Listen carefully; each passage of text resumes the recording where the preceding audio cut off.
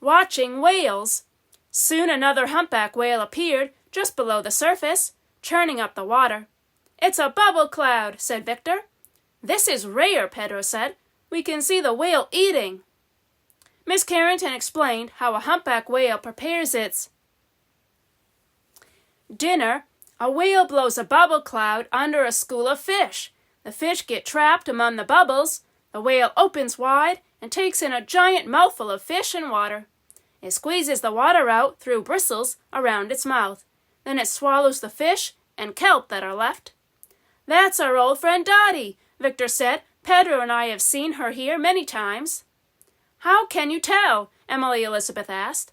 "By her tail," Pedro explained. "Each whale has its own special markings on its tail." "Come here. There are more whales over here," Jetta called from the other side of the boat. "A big whale and a little whale. It must be a mother and her baby." The class watched as the mother and baby whales swam around the boat and then under the boat. "They're playing with us," said Emily Elizabeth. "They like us," said Charlie. "Do you know them?" Emily Elizabeth asked Pedro. Pedro waited until the mother whale came to the surface again. He could see the sleek surface of her back and the mist spouting from her blowhole. When she dived back into the water, Pedro looked carefully at her tail.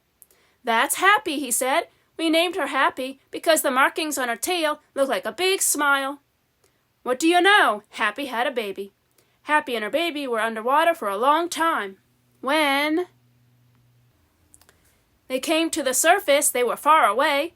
They dived again. When they resurfaced, they were close to the ferry, and then they dived again. The class waited for a long time, but Happy and her baby didn't reappear. "Where are they?" Jetta asked. "It's impossible to say," Miss Carrington explained. "They could be far, far away. Or they could be right under our boat," said Pedro. Time passed. No more whales appeared. "This is getting boring again," Jetta said. "Can we go home now?"